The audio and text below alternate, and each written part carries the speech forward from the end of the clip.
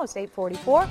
And my friend Jerry Kluver is here. How are you, troublemaker? Wonderful, Terry. How are you this morning? I'm wonderful. Merry Christmas to everyone out there. You know it's the season when you're going to go out and pick a poinsettia. Just some quick tips. Yeah. If you buy a poinsettia, make sure whoever you buy it from, cover it. Take it home. Give it bright light, 65-degree temps.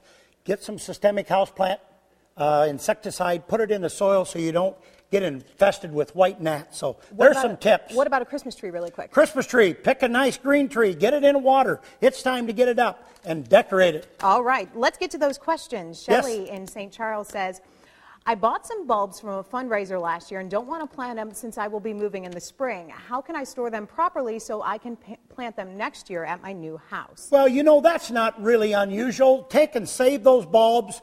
Pick an area maybe in the home where it's 50, 55 degrees.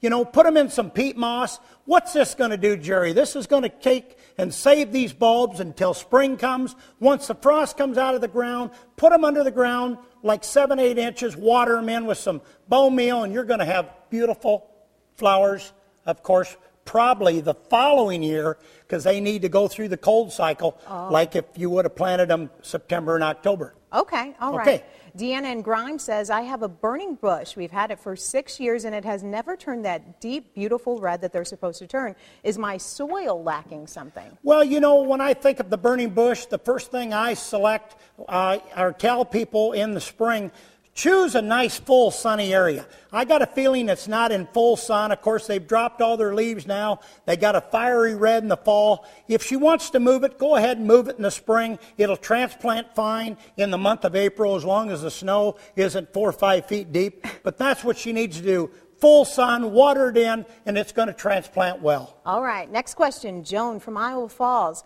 I have problem with gnats in my houseplants. How can I cure this? Well, we just talked about houseplant systemic insecticide. We have it out there in the stores, and of course it's all over the market. You can take and read according to the directions. Put some of that in there. It'll take care of the egg larva. No matter what kind of plant you got in the house, this is an important product to put in there right now. Repeat in about 6 weeks.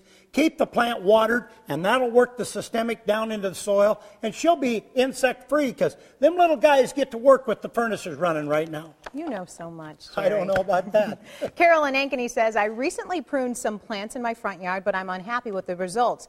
Can you do harm to an Amur maple tree by pruning it? It seems very dry and the leaves turn brown and curled instead of turning a pretty fall color. Will it come back next year? Well, you bet you it will. An Amur maple is a very good landscape specimen in a yard. I think of it as a tree or a clump. It's not the little blood-good maple we're talking about, but I would go ahead and give it some good moisture in the spring. You could still even water it now. We're going to have some temps where you can deal with water, and you're going to be fine come spring with that Amur maple. And don't beat up on yourself just because you pruned it, maybe wrong. It'll come back fine. It is a slow grower.